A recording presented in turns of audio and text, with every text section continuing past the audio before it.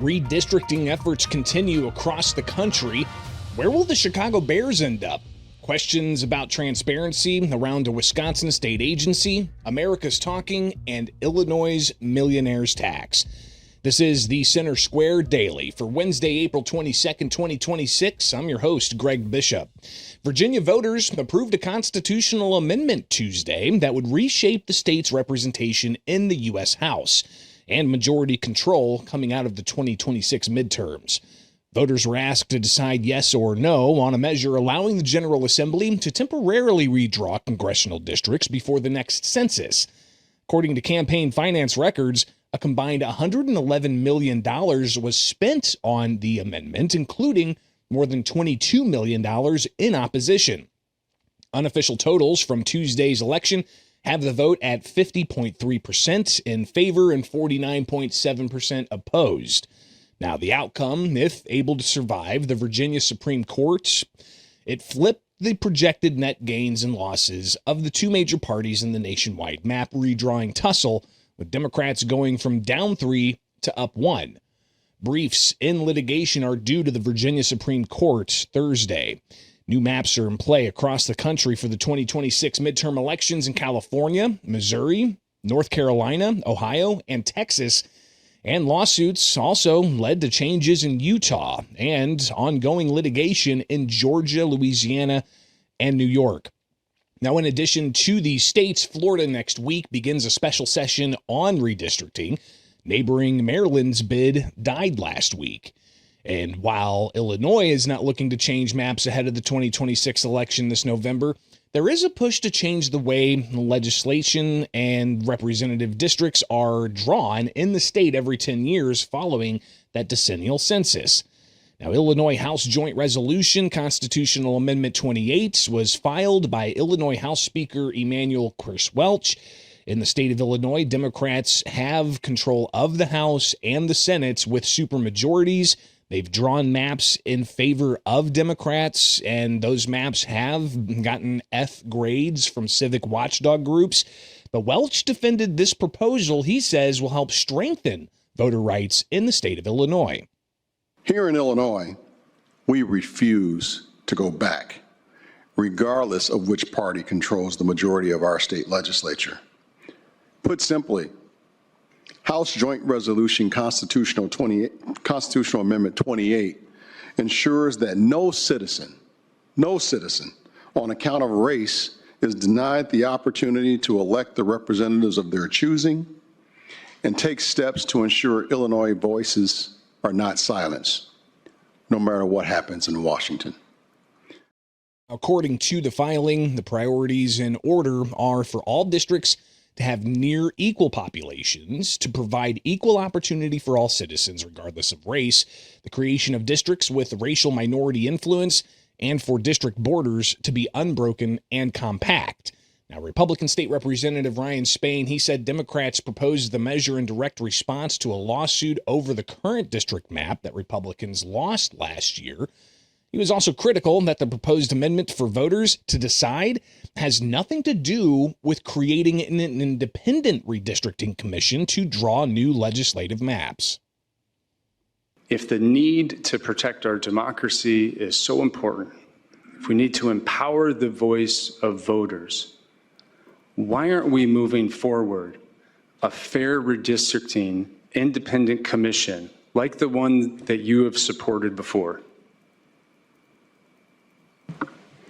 This amendment that's before us today is to protect voting rights. And if you look at our representative districts in the House as a body, this is the most diverse House reflecting the diversity of our great state. I'm extremely proud of that, and you should be too. In the past, Spain has said that the state's legislative makeup doesn't really reflect the true political diversity in the state of Illinois. Earlier in the day, Spain went further to criticize efforts from majority Democrats. I cannot wait to go around the state and barnstorming on this issue to explain how Democrats are trying to cheat and how the question they put on the ballot is to enshrine their gerrymandering and to cheat you further out of a vote. And the question they would never put on the ballot, year after year, dozens and dozens of amendments, is to have fair redistricting in Illinois, to allow voters to select their elected official instead of the other way around. Dozens and dozens of times, that question has been put forward. I do it at the start of every single General Assembly. I've been here for 10 years. Question has never been called. The question they will call now is to further cheat you out of a vote. It's disgraceful. Now, in Illinois, this measure, if it passes the House, it still has to go to the Senate to get approval before it could be put on the ballot for voters to determine. If you want to stay up with that and other stories concerning redistricting, be sure to head over to thecentersquare.com. Another big story out of Illinois deals with whether the state is going to be able to entice the National Football League's Chicago Bears to stay not just in Chicago, but in Illinois. Joining me to discuss this developing story is the Center Square reporter, John Stife. John, before we get to the details of what we're expecting to see happen in the state of Illinois, let's listen to what Chicago Democratic State Representative Cam Buckner had to say after presenting his latest attempts to keep the Bears in Illinois to his fellow House Democrats. That is aligned with the infrastructure conversation Arlington Heights and the Bears need to have if they decide that they're going to be at the old racetrack. Obviously, I represent Soldier Field. I represent the museum campus. It's really important to me that something, whatever happens there, has to be something that respects the situation in that space. And so that is not in this bill at all. This bill doesn't touch that. But what I will say is that this bill does a few more things as well. It creates star bonds for the city of Chicago, which doesn't exist today. It creates the ready mechanism, which doesn't exist today. And it also does some work around downstate star bonds, and it gives tools to development here in the city of Springfield. Now, John, as with a game of football, there's a lot of moving pieces and some important players in all of this. From the hundreds of pages you've been able to pour through of the most recent legislation, what do you make of all of this? Well, I went to an expert to hear about it. I talked to Brian Costin a couple hours ago. He's from Americans for Prosperity, Illinois. He used to be a top analyst for Bruce Rauner on things like TIF. And this is essentially TIF. This is saying whatever a property is valued at right now, if you put a mega project there, instead of paying property taxes on that, you're going to get to pay a negotiated rate. And that rate can be anywhere from 10% of the value before you put the development there of the property, or less if the project is $2 billion or more, like we expect the Chicago Bears Stadium to be.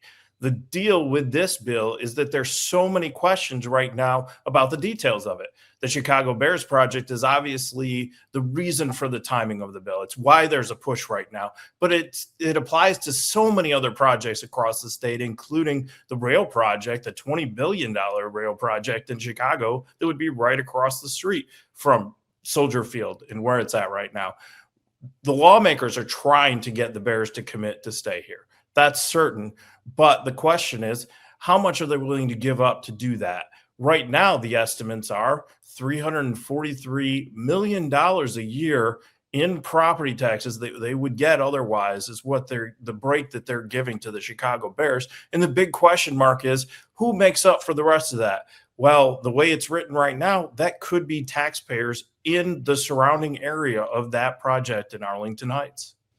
Now, clearly, this is a conversation that's been going on for years. We've seen different proposals that even the city of Chicago had put out there to maybe take a different part of the lakefront and have a big campus with all kinds of public space that could be utilized and all of the various property tax elements that are involved there. You have the Arlington Heights property that's an old racetrack where the Bears bought that. They straight up bought that property, looking to possibly build a $1 billion entertainment complex. And all of that was going around back and forth, a lot of discussion. But then all of a sudden, Indiana came into the equation with earlier this year passing their own kind of enticement bill, right? How is that going to factor into this? Well, in order to understand this, you got to kind of understand what Bears ownership is. Bears ownership is unique in the NFL. A lot of the teams, almost all the teams, are owned by rich people who came and bought the team. The Bears are not like that. They bought the team and then they made their money off the Bears. So if you look at it, the family that owns the Bears wants to be able to maintain that into the future. The unique part about the Arlington Heights project compared to Chicago, where they're at currently, compared to Indiana, is they own the land around it. They can develop that. They can make money off that, and they can make money off that year round. That's what they want to do. And with any project like this, the key components are, for getting a tax break, creating and sense of urgency. And that's what they've done here. They're like, the NFL is meeting in a week. We really need to decide now. We need to know before this meeting what we're going to tell them. Indiana's gave us this great offer. We need to get a better offer than that from Illinois. When the reality is, getting $1 or $2 billion towards a stadium from Indiana doesn't compare to the long-term 35-year benefit of having this development and making money off of development, even if they are going to pay for the stadium themselves in Arlington Heights and benefit from all these property tax breaks. It's really a negotiating tactic in order to get whatever tax break they can out of the state of Illinois and out of local taxpayers. They call it taxpayer certainty, but the reality is paying less tax than any other business. And one of the big question marks is all the other businesses, the development around it, is that included? Are they going to get tax breaks? Are they going to pay any property tax? Can I put a bar next to the stadium and then they don't pay the same property taxes as a bar that's outside of the mega project in Arlington Heights? Is that fair? Yeah, it's the idea, picking winners and losers, and is government in the process of doing that in the state of Illinois. And I think it's interesting to talk about, the bargaining chips that are being laid out here and exactly the timing of those bargaining chips. This issue has been quiet in Illinois for weeks. And here we are at the tail end of legislative session with the pressure mounting to get this across the finish line with a whole host of other things. Meanwhile, you've got, the city of Columbus in Franklin County recently approving $50 million for a women's soccer team in a different part of the country. This is an issue that's not just relegated to NFL or Chicago. This is happening across the country. The Kansas City Royals announced it today. They're going to have a new stadium in downtown Kansas City. Hallmark is going to move out of their offices. They're going to build something there. They're going to get a bunch of taxpayer benefits. And they benefited from negotiations with the Kansas City Chiefs, where they were competing between Kansas and Missouri. Where are we going to go? If you leave that question in the air long enough, somebody's going to give you a bunch of taxpayer dollars. Well, John, let's talk about something else. A little bit north of Illinois in Wisconsin, you've got the Department of Instruction recently going to the Wisconsin Dells, where I've been there once. It's a bunch of water parks and hotels and whatnot. But what was the DPI doing there, and what do we know about this conference?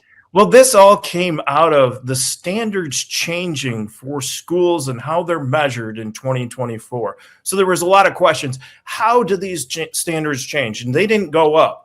Schools were performing worse, so the standards went down. DPI, which is the Department of Education in the state, said, well, this wasn't us. We put together a panel of experts, 88 experts from across the state, and they came up with these standards. They recommended it, and then we approved it. And we hired this company, Data Recognition Corp, to conduct it. So, okay, questions. How much did you spend on that? When did you do it? Well, as it turns out, they spent nearly $370,000 spending 4 days in the Wisconsin Dells at a beautiful resort there and spending all kinds of money, like $13,000 for laptops and hotspots, things that would be there if you were in the state capital where DPI is located. They chose to do it elsewhere. And then the problem now is that people want more records from what occurred there, and they believe that the 88-member council that decided this could be considered an ad hoc committee. So they should have had noticed meetings, open meetings, minutes, records from what happened. So public records requests were put in. DPI didn't respond right away. They took them a couple months. Then they sent a copy of the 300-page report that they sent out, which was changing the standards. As it turns out, there were a lot more records that they didn't show, so they were challenged on it. There were questions sent to the Department of Justice in the state, and then they released more information kind of piecemeal. And last week, there was a committee meeting looking into, okay, did they follow open meetings? Did they follow the public records law in Wisconsin? And the committee wasn't happy with the response because DPI went in and they said, well, this was a third-party contractor, and so they're not subject to public records, which brings up the question, okay, if your public body decides to offload something to a third party, they still should follow public records laws because this is how they created the policy for the state of Wisconsin. Well, and they're dealing with public issues using tax dollars to fund these things and to go to Wisconsin Dells for a retreat. Pretty remarkable. So what happens now? I mean, are taxpayers going to get a full understanding of the decisions that were made at this conference to change the standards for education, which their kids are going through these taxpayer funded schools? Well, there's a complaint filed in Adams County, which is where the Wisconsin Dells are located, over the open meetings from a group called IRG, which is the Institute for Reforming Government in Wisconsin. And separately, there are more questions about the open records policy. There's committee meetings that are going to come up where they're going to look further into this. And ultimately, there will likely be a legal challenge to get all these documents because at the end, they produced a 300-plus page document about changing the standards. So then to go back and claim, well, there's no records, there's no recordings, there's no minutes of the meetings, there's nothing that we can give you. It just doesn't add up because how else are you going to produce this 300-page document other than having records, recordings, notes from these meetings? Those should all be public record. And they haven't given them up until now. You know, it's pretty remarkable, and I think people should definitely stay close to that story because, again, you know, transparency is important when it comes to taxpayer dollars and how those are being used. And when you have this type of non-transparent organization doing an off-site junket of sorts and then producing policy records that are going to impact schools, for instance, definitely of interest to the taxpayers. And then, John, I mean, that secrecy could lead to litigation that taxpayers are going to have to pay. And then any kind of finding or damages that are going to be paid out in attorney's fees, again, is also probably likely going to come from taxpayers as well.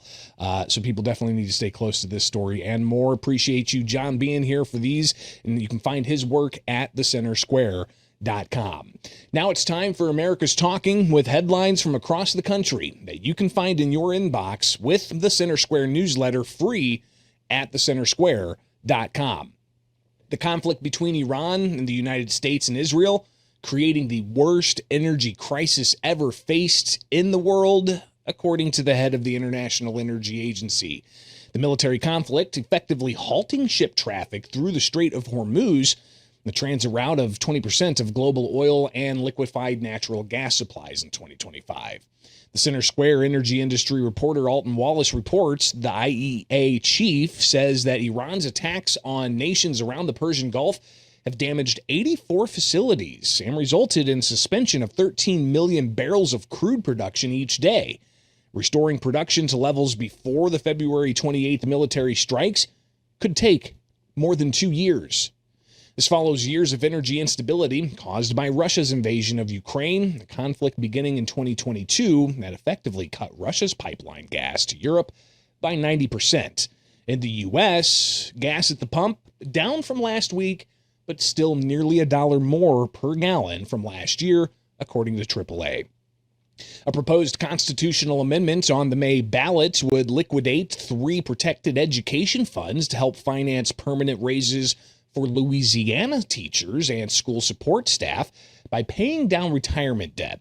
The Center Square Louisiana State Government reporter Nolan McKendry reports Amendment number 3 will ask voters to dissolve Louisiana Education Quality Trust Fund, Louisiana Quality Education Support Fund, and Education Excellence Fund and use that money to pay down teacher retirement costs and also give teachers a raise.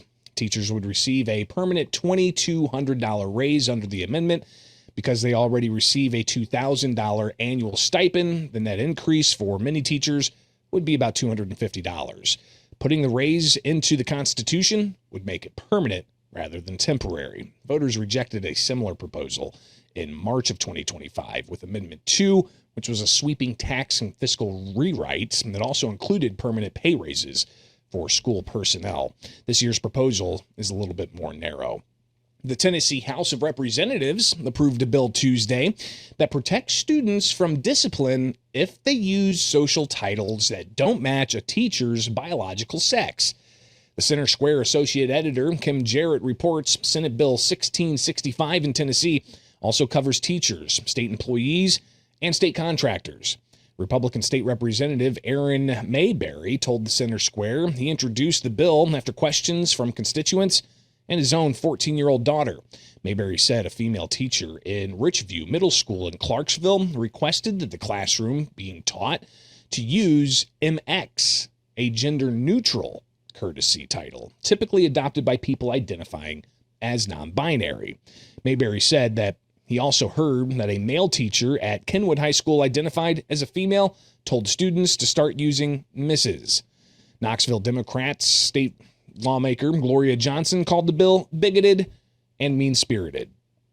And back to Wisconsin, it was the second in the Midwest and 12th among all states in per capita correctional spending, according to a new wide-ranging report on Wisconsin's criminal justice system. The Center Square reporter John Stife reports combined spending for the system and all of its functions between local governments in the state is between $4.5 and $6 billion to taxpayers annually, according to the study from the Wisconsin Policy Forum.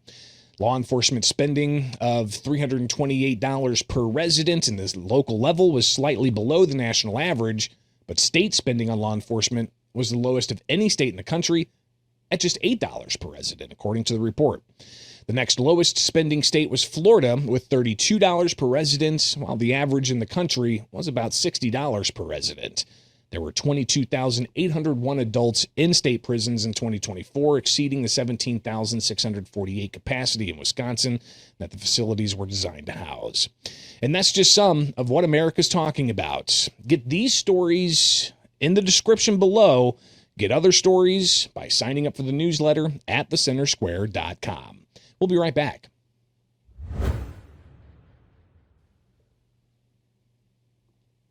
Yeah, welcome back to the Center Square Daily. I'm Greg Bishop. A measure giving Illinois voters the opportunity to consider a millionaire's tax one step closer to the ballot in November. The House Joint Resolution Constitutional Amendment 21, it would raise the tax rate on income more than $1 million from 4.95% to 7.95%. Here's bill sponsor, Chicago Democratic State Representative LaShawn Ford, explaining where that money would ultimately go. Of the revenue collected, 50% shall be used to provide property tax relief in all communities. 50% shall be distributed to school districts solely on a per pupil basis. Now, the proposed amendment popped up in front of legislators late Tuesday after majority Democrats waived posting requirements to hear the bills in committee immediately. Republican State Representative Stephen Reich had a series of questions, including how half of the $2.2 billion in more tax money from taxing millionaires would ultimately impact schools. You're not giving us, or the voters in this case, a clue as to how this is going to have an effect upon their particular school district.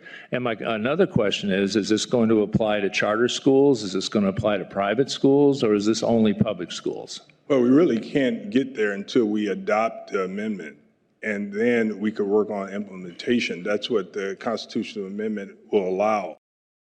Now, Reich also said he thinks this runs afoul with the state's flat tax constitutional provision. There was an attempt to change that back in 2020 to have it higher taxes for higher earners, but voters rejected that proposal. Ford says this measure does not impact that flat tax provision. It doesn't remove our constitutional requirement for the flat tax rate. We tried the progressive tax, that didn't work. This would just be an implementation of the 3% on income above $1 million. So we still have our constitutional obligation to tax at the flat rate, keeping the personal and business intact. I have to say that I find that not a very good answer, because you are creating a second tier of income subject to a higher rate of tax. Well, That violates the flat tax provision of the Illinois Constitution. Now, other criticisms of the measure say it's not tied to inflation. So if you put a dollar amount in the Constitution, you may have to revisit it as inflation continues. More people are going to be hitting that threshold and facing higher taxes. And again, it won't be tied to inflation. Also, as you heard, no real plan on how to administer the $2.2 billion estimated that such a surcharge could impact the state's tax base. But also, the business community urged to have the proposed amendment rejected. Mark Densler is with the Illinois Manufacturers Association. He shared his opposition to the bill yesterday. First, the majority of businesses pay taxes under the individual tax rate. 22,000 companies, according to the IRS, had revenue of $1 million or more, meaning they're going to see potentially a 61% increase in their income tax rate. At the same time, if I heard correctly earlier, there's no guarantee that companies will get a property tax break. So they're going to pay higher income taxes with no guarantee that those companies will also be getting a property tax decrease. Again, because the measure would split that $2.2 billion with 50% going to public schools and 50% would go towards residential property tax relief in a state of Illinois that has the highest property taxes in the country. Democrats say this is a tax on the 1% of earners and is needed for schools and for property tax relief. Others, though, say it's really just going to continue forcing higher earners out of the state of Illinois to find other opportunities elsewhere with cheaper tax rates. But Republican State Representative Martin McLaughlin, he said all of this isn't needed. If the state would just pay local governments what they're owed from taxes that the state already collects. We don't have to change the Constitution. It's called LGDF. We already collect the money. We owe the villages 10%, and the governor's reduced it to 6.2. Step one, restore it to 10%. It immediately reduces municipal taxes. Step two, rinse and repeat. It's like shampoo, simple, easy, and we should be doing it each and every year. So without changing the Constitution, we already have provisions to do this. $1.2 billion to go back into our communities. So I think we all share in the same desire to lower property taxes. I think this is a measure that's going to hurt businesses. And unfortunately, I've experienced it personally with too many friends who have left the state and are enjoying North Carolina, Texas, and Florida way too much.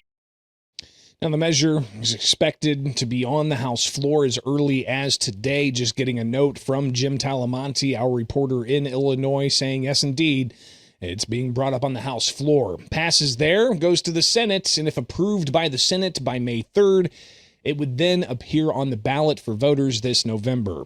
Meanwhile, the Illinois House Ethics and Elections Committee Tuesday had lobbyist Ed Sullivan promoting a bill to allow for elected officials or those seeking office to use campaign funds to pay for private security who can carry firearms. Under the ethics bill last year, obviously, as it was explained, they added the ability for candidates and public officials to use campaign resources to use on security, personal security. One of the things that we're changing here is they did not talk about licensed security. And so what we're doing is adding in the fact that if you're going to have security and spend money, resources, you must use a licensed security agent. Now, Democratic State Representative Katie Stewart, she wanted to be clear that that requirement for certified security wasn't necessary in all instances. I think it's important, I think everybody understands it, that if you are choosing to pay for security out of your own pocket and not using your campaign funds, this would not apply. This is only if you are using your campaign funds, and I think it makes a lot of sense in either instance to make sure that you find someone who's licensed, but we are not putting that your personal money you can spend however you personally want to spend. Correct. Now, this is just a smattering of some of the laws that they're looking to try to implement with the House continuing session today. They're scheduled Thursday. The Senate returns next week. Then it's going to be a mad dash through the end of May to get bills, including the state budget, across the finish line. A few estimates are that they've already approved 500 bills out of either chamber. We'll see just how many bills they approve before the end of legislative session come May 31st. So be sure to get the newsletter in your inbox for free by subscribing at thecentersquare.com. From my studios in Central Illinois, I'm Greg Bishop, and you can join us back here Thursday for more stories impacting you, the taxpayer, from across the country, only with the Center Square Daily.